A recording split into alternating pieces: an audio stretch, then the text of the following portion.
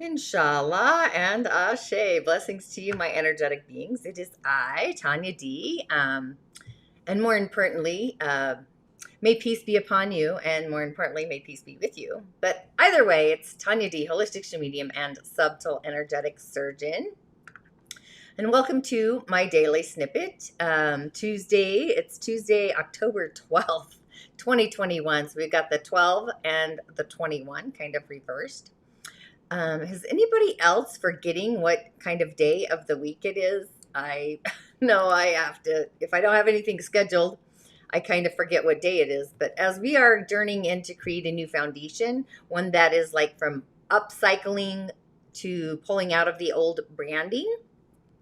So our systems that were put in place eons ago, it's that oh so unfamiliar feeling, the one that's going to be tested, tried and true to make sure that we are actually in it for the long haul. So tests are sometimes just that, are you really in it to win it, or are you just on this cascading journey, just flowing through, halting with the brakes on, or judging your feelings as kind of they are floating away, curious about them, staying flowing into the future that your heart really wants to be. Like, what does your heart truly want to be or journey through into this timeline? So it's kind of like getting ready for a new suit, a new wardrobe, this transformation of our personal kind of conversion kit. The tests of all tests reminds me of Young Guns, the test of all tests. So you kind of want to be the beacon, be your own inner starlight, and beam forward by staying focused on those threads of what relationships are being, not really what they were. That's kind of an old narrative. So it's like getting familiar with the unfamiliar instead. So it's going to feel a little bit awkward, might be a little tighty-whitey. Change usually does feel awkward. So there's a difference in the upcycling feeling and that intuitive gut feeling. They're not the same. So kind of see if you can feel into what voice is really trying to be heard.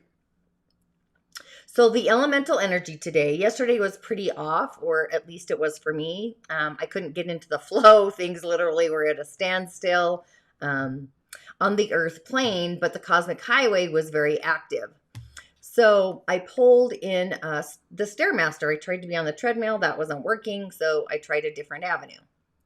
But today we have this yin water yang snake day, or Gui Si.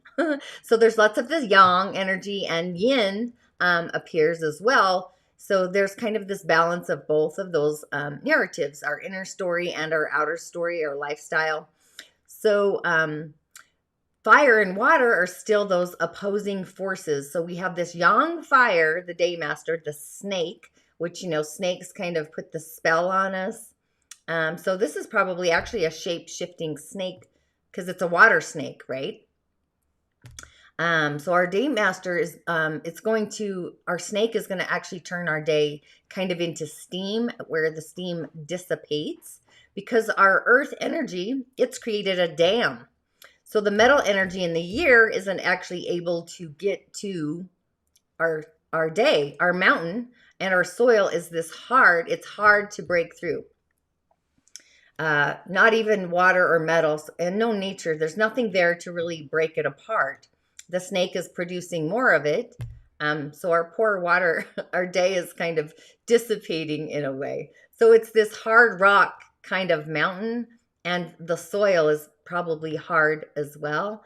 It's not even damp. It's probably just a little moist. So we have this kind of mountain right up, the canyon here from where I live. We have this kind of solid rock kind of mountain with a cave.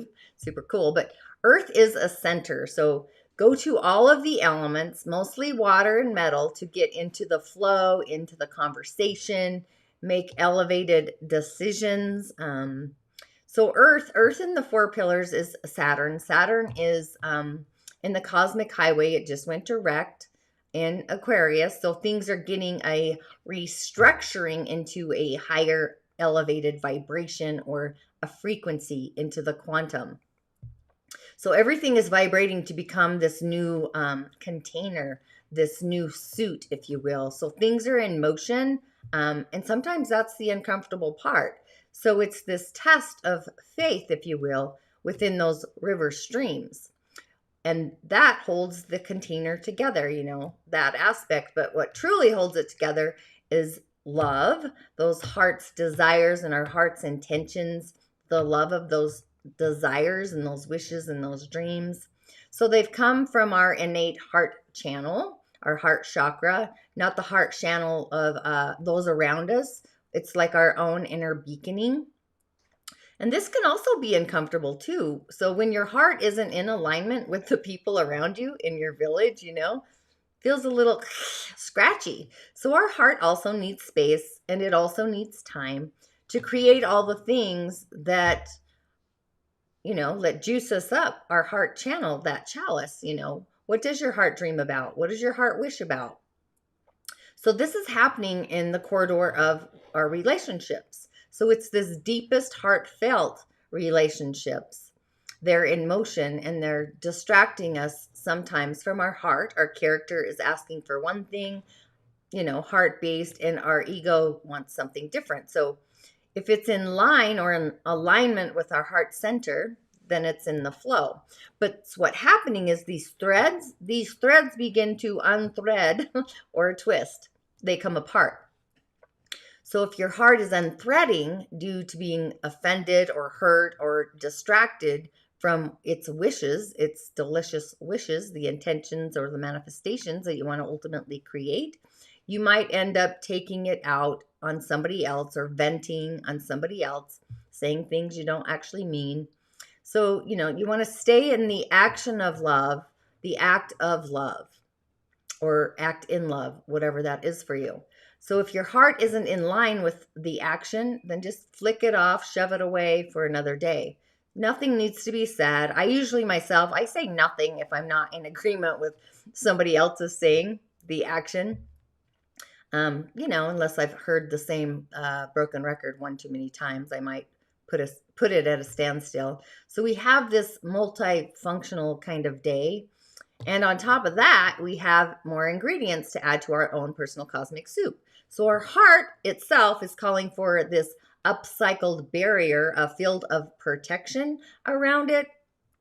It kind of feels like activating not just our outer field, our auric field of protection, but also our heart's protector or our pericardium, the membrane that keeps our heart in place, and kind of this protective barrier around our heart. Our heart needs that love. So we do this so we can actually protect what our heart intends to create. So we all want to create and we all want to manifest. So when we add intentions like salt and pepper into our cosmic soup to manifest our heartfelt creations. So we need this barrier to protect ourselves generally, and also to keep those threads in line, threading, like casting the threads, throwing the lines of love in the different directions of creation. So in doing this, outer influencers are actually protecting too, and you can cast them aside so you're in your own zone, your authenticity. And all the self-doubt, worry, the alert signals, they get bumped. It's like you got a bumper. Boom, boom, boom. They get bumped off. And generally, we often get in our own way of our own juiciness. We are our own adversity a lot of times. So staying into this elevated, higher, upcycling self, yourself, is in itself, that's a lot of work. Whether it's our thoughts that take down the soup, our ego self, our feelings that no longer are serving us, they're actually depleting us, the negative narrative sometimes. So our higher self, our guardians, those gatekeepers, the beings in the other world, they're actually our biggest cheerleaders. Myself, I was up all night having a conversation with a bunch of mine, just recalibrating and adding more juice to my cosmic soup. We often sabotage ourselves, and eventually, without even meaning to, actually, really. So really plant your seed of intention today. You could actually do it in the physical by getting a pot, planting a seed, and nurturing that seed to carry out your creative manifestation out into the world. the new eyes of being a dynamic relationship, not a static one. It's like when I do my cowrie shell divinations, the cloth is static and it becomes dynamic when we move the shells and we put the energy into them. That's how the cosmic highway works as well. So really give yourself time, give yourself space, take that breath, and now, take the pause. Breathe in if you want from your root center and also your solar plexus. But as you breathe in, put the squeeze on it, if you will, as you channel up that energy, that breath, into your pineal gland, into your third eye. Hold it, feel it, and then exhale as soon as you start feeling the bubblings coming up. So if you can, just doing that about 5 minutes every day, you're literally going to see what switch gets flipped, or maybe you feel that switch flipped. So really act on the qualities of what your heart authentically loves. As our imagination becomes real, landing in our reality and protecting it from outer influencers. So trust and believe that you are going to give yourself the credit that you absolutely deserve. It's like having soul capital or a bank account that is literally otherworldly and has a value system that is also otherworldly. So you deserve the credit. The galactic core knows that, the galaxy, the corridor, it knows it, and also so should you. So flick off any literally negative thoughts, emotions, behaviors. Just literally flick your hands and flick those out, anything that are not who you authentically really are and are not in alignment of who you are being in your beingness. So how will you know if this manifestation is actually taking shape, your intention, your creation? You're going to have those juicy feelings come up through your core like a bubbling spring, if you will. You're going to feel it like literally like a spaceship taking off inside of you. Poof, So stick with passion, obviously, right? Those higher emotions, the peace, the love, the happiness. You might have fear bubbling up too. But staying in the feeling threads, it's just, that's kind of a signal that it's like your own personal beacon, that your manifestation, your creation is actually moving forward in a sequence for success. So we have this kind of redirection of all of our negative energy, our voice of confidence, bringing in that abundance of joy, a spark of higher health, and even properties of manifestation. So our sacral is actually online today. So those are colors from red to orange itself, to orange to yellow. So it's kind of like this ebb and flow. I'm kind of seeing an accordion or a slinky kind of thing. This is our emotional channel, the emotional empathy, where we can feel into these emotions. And emotions actually carry more frequency and vibration than oftentimes we give them credit for. It's energy in motion, right? Emotions. So take that energy and pour it onto the seed of what your heart truthfully wants to manifest, wants to create in your container, in your village. So the seed sound, I have all of these in the show notes. I always say go with what resonates for you, but the seed sound of peace, the voom, all the sounds except earth, actually in the 4 pillars, I have those as well.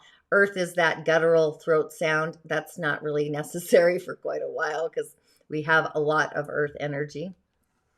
So today I'm going with, believe it or not, the turtle. Don't know why the turtle came in, but I was looking at the elements and the turtle popped in my third eye. So I think I already did the snake. So I just went with the first being that popped in. And we have the turtle.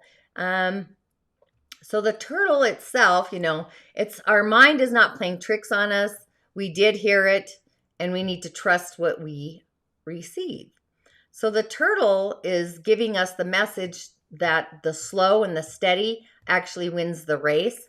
So you should pay attention to the details in your current project and take your time with it. So in other words, don't be tempted to skip steps or to even take shortcuts. You're going to get there.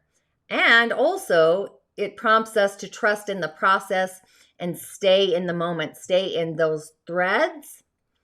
And the turtle itself as a spirit teaches us that the bigger, stronger, and faster are not always the best way to reach our goals. Really, honestly, it's the baby steps.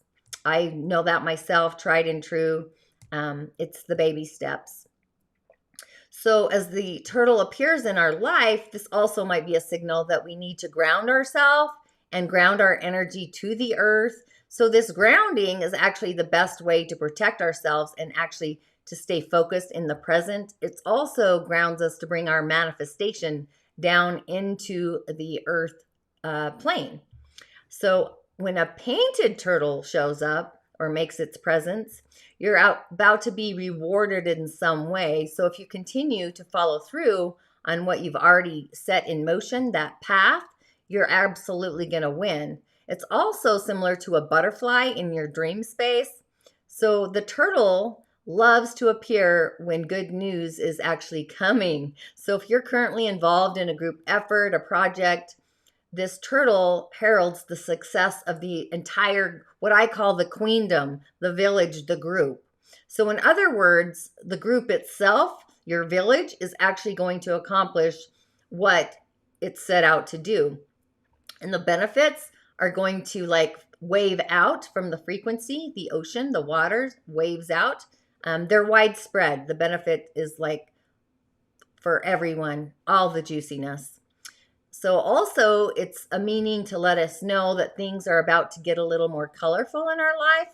It's also a time for healing, decisive projects in our relationships where we absolutely receive rewards for our efforts. We have this power.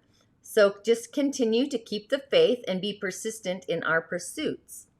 So the sea turtle, which I have in the show right there, that's letting us know that our progress is creative in our endeavors. It's going to become a lot smoother, and we're also going to encounter less resistance to our efforts, and we will know how to be able to finish these projects without interference.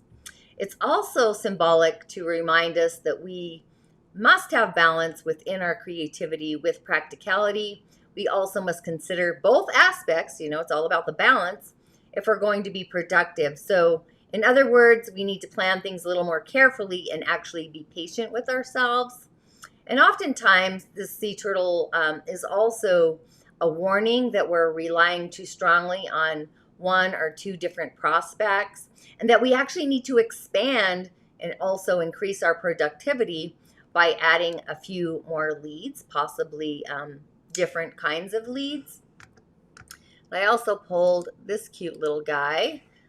So a snapping turtle, I'm not sure if this is a snapping turtle, but snapping turtles, those are guiding us to approach things around ourselves with a little more caution, that we should have a closer look at what we are communicating and how we are expressing ourselves to others. And also the snapping turtle is alerting us to an opportunity that is actually up for grabs, but it's going to require a quicker response to actually secure it. And the meaning in general, just of the tortoise, that we've been moving through life with a lot of changes, that we've been dealing with a lot of burdens.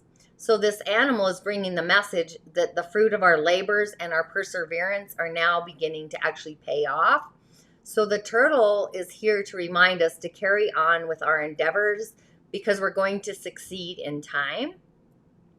But it's also a reminder that the rhythms of nature will actually work for you in its own time, and that we need to recognize that abundance and growth don't have to come like overnight.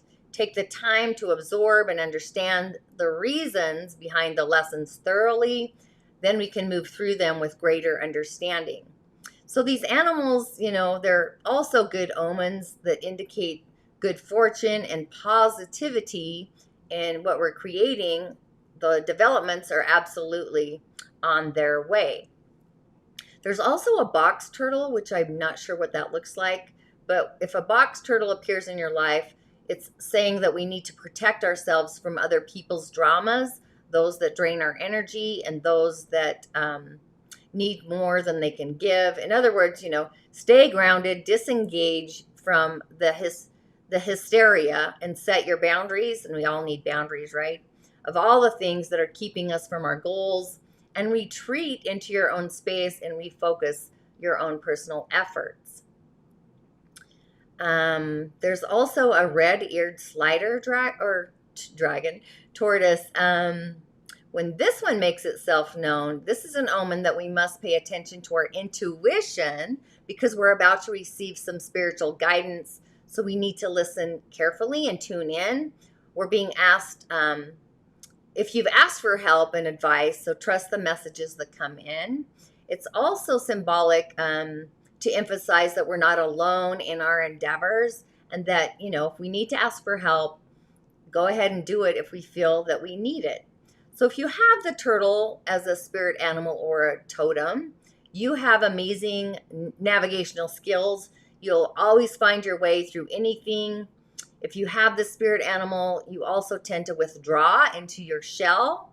If you see yourself in an uncomfortable or something you might perceive as a threatening situation, people with this power animal also have this understanding and also a compassion for the planet and all of the beings on it. You also have a secure attachment to your home and will always end up returning there. So these people move at their own pace. They take their own time with decisions. They're compassionate for others in, monumental strength. They're great listeners, and they do this without taking on the voice of what they're listening to. And then, excuse me, when you dream of a turtle, this is a reminder that you need to take some chances to get ahead in life, or in other words, there's opportunities for advancement, but you need to actually take that next step. The turtle also represents the need to be sheltered and protected from the adversity of life. So when you have a turtle dream, if the turtle is actually chasing you, this indicates that you are hiding behind a facade instead of confronting things that are bothering you. So it's also saying stop pretending that everything is okay when it's not all right. So just dreaming of a turtle is symbolic of perseverance, determination, and longevity. So yeah, that's a little snippet about the turtle.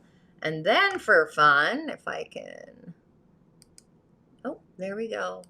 Bingo. Just so you know, I'm also getting my musing moon meditation ready, looking to see who is online for this full moon meditation in the Cosmic Highway. I can say that I'm pretty excited about it. I have no idea why, but sort of I do. But excited about that. But the cards that I pulled today, since I was up all night with the Cantomble and the genies and the Wetames, I'm using my fairy oracle. So this is called Gotcha. He is reversed.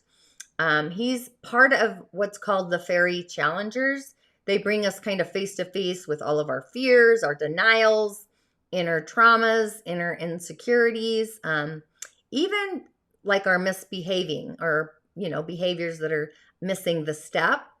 So these are the fairies that metaphorically, symbolically speaking, they literally trip us up. They put out a foot in front of us to see if we're actually paying attention to where we're going. They test our alertness and also our awareness, our insight, our ancient knowledge, even our wisdom, down to, if we are dedicated to our own personal growth or have we become lazy without it, So Gotcha, he brings this sudden awakening, these unexpected events, even a rude awakening in a way. So he's the out of the blue kind of fairy that surprises us. We didn't see it coming. He surprises us where, like when we're walking along, minding our own business or not paying attention to anything, and the universe just all of a sudden smacks you upside the head, or we get blindsided by something where we have these unexpected demands of the physical, could be from, the government, the tax, the bank, might be karma or feel like karma. But karma itself, usually it's a lesson that we need to learn, not a punishment or a meaningless event. This is like the unexpected lottery win kind of karma. It's just another way of seeing things, our choices. We often choose to be where we are at when things happen subconsciously. So we kind of need a little insight to like wake us up. But I pulled him in reverse. So this is like stagnation is ruling the day. It might seem like a situation is forever stuck, bogged down in the misery, the boredom, the pain, you know. So it is, and it's going to remain so until someone, more likely a diviner, does a ritual that we're kind of clinging too tightly to in order to attract something higher. We have to break it down, right? So it's like this self-sacrifice that we do to ourselves, where we put the time and the energy, our attitudes, and even our beliefs into a constant struggle. So it's a suggestion with him standing on his head that we break loose from these patterns and actually do something that's more meaningful, breaking loose in order to break free from the ties that actually bind us. And funny enough, you know, I just noticed that all of the cards I pulled today are the fairy challengers. So the next one, his name is Jehovah. Jehovah. Say that one 5 times, right? Jehovah. There he is. He's actually kind of cute. I like his fingers. But he's like the imaginary fears, these unreal hazards, realistic caution. So he refuses to share what the G actually stands for. So he's like, the more we know about him, the less power that he has. And then it becomes harder for him to actually do his job. So this actually tells us a lot about him energetically. So his power lies in our imagination and also in our fears. Fears not in the real world, not in any of the worlds, actually, the real ones. So this is like, he's like the wicked thing in the closet that keeps frightening children, keeping them awake at night, eerie sounds and shuffling.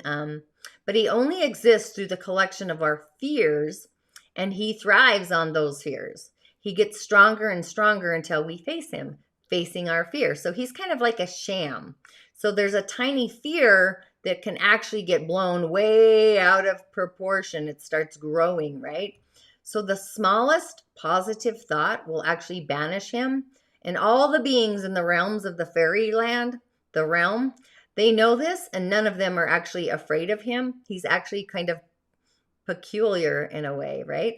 So his job is literally to wave our imaginary fears actually in front of us, making them look as if they're alive or as real as he possibly can.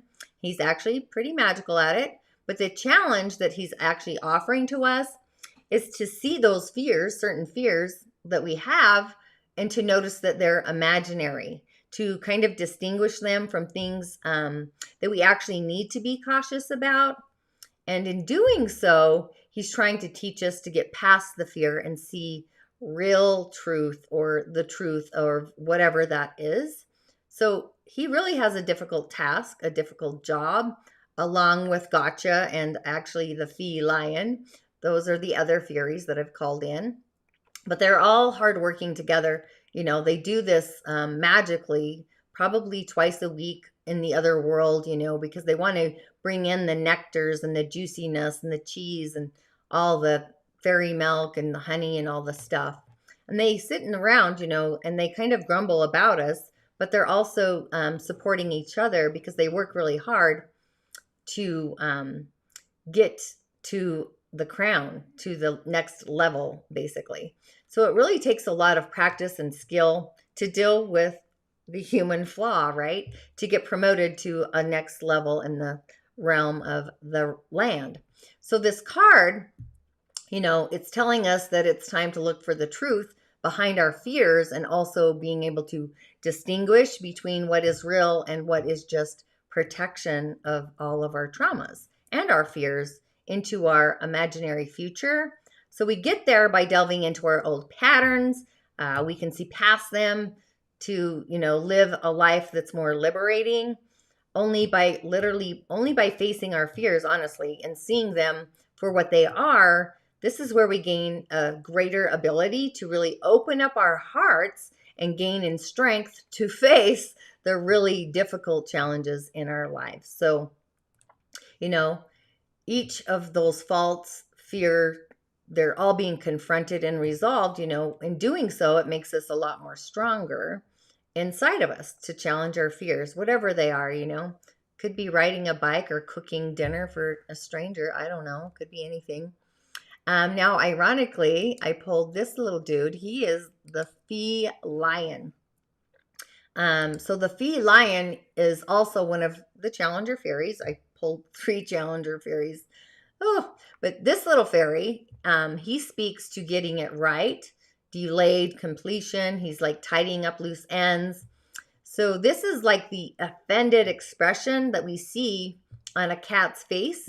You know, I have 3 cats, and if I don't have food ready for them at a certain time, they are highly disappointed in me. So if anybody else has fur babies that telepathically communicate, you know, hit the like button for that one alone. These are like the Wedame of this realm, the Earth realm, but the Fee Lion is known as the one that makes the accusation, like the slight poke, if you will. So, you know, do you have a cat that masters, you know, accusing you of forgetting them? I have 3.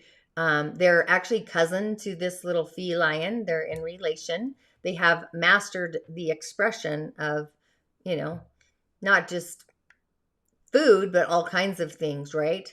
And we often know this Fee Lion when it's near, nodding its head when we hear remarks like, did you get my laundry done? Did you do the dishes? You said you'd fix my car. Is that report done? You know, stuff like that. So this Fee Lion speaks to us when we know we deserve it, but we're actually pretending that we don't. So it's the voice that whispers in our ears just as we try to settle down, you know, like if we try to enjoy ourselves, leisure activities, reading a book, taking a bath, whatever it is. And we experience that familiar kind of guilty feeling that we want to, you know, something needs to be done. We got to tidy up something. And alcohol, ironically, only drowns him out temporarily and gives people those hangovers. So it's really not a remedy to get past him. It's often used quite widely, right? In fact, it's an avoidance tactic, and it usually causes this Fee Lion to raise his voice in a roar, even louder the next morning within a piercing tone, right? So he makes a list of things we haven't done. He shakes his head over and over. He mutters words, probably groaning. So these are the things we could or should have taken care of by now, but we haven't. So this is his job, and he does it very well. Sometimes, though, he just wishes that we would just do our tasks so that he could go off and play, and he could go over the hill and find a fairy, munch on chocolate, you know, hang out with his friends, take naps under a tree, you know. So he's kind of nagging at us. So this lion card, it's like he's looking out of the card, looking out of us, like accusing us. So he says that we can't expect to have things go right when we're spending so much unfinished business behind us. We have like so much. Dragging stuff around kind of tires out the body, and it uses up energy that we need for other things. So if we would just take care of these things that cause us so much mental and sometimes physical clutter, then we suddenly find that we have a lot more energy at our disposal to really do the things that we actually really want to do. And probably a lot more, you know, we're in cooperation, the village community, with others. So it's also especially suggesting that we take care of the little things that matter to us. We're going to feel a lot better when we do that, and so does he. So with these 3 fairy challengers, the fairy challengers, we have Gotcha. He wants us to explore the unexpected, the unseen, look with the new eyes, otherworldly eyes. And the Jihabya, face our imaginary fears to get to the magic. You know, I always say that there's magic on the other side of fear. And we finish with the Fee Lion, this little guy. So it's really time to tidy up those loose ends, our mental clutter that really stops us from our magic. Mental clutter would be thoughts that are less than, right? So tune into your heart channel. Be aware of your personal self-worth today and allow that soul capital to come in and within. We deserve it. We also need to affirm it, right? And be in the channel of authentic gratitude, heartfelt gratitude, where we can literally open the door to receive otherworldly abundance and just be ready for it. An affirmation would be, I am ready. I affirm my soul's capital to manifest abundance within my heart channel with gratitude as an offering. So any action that you take today in your day-to-day activities, just make sure that it's heartfelt in your beingness. You know, that's like, does my heart want chocolate or does my heart want a banana? Oh, my heart says I want a chocolate-covered banana. So kind of feel into that, and whatever lights up your juice, absolutely use that. So, InShalla and Ashe, blessings to you. Thanks for hopping on, and make it again a magical day. And I will, as always, see you on the other side.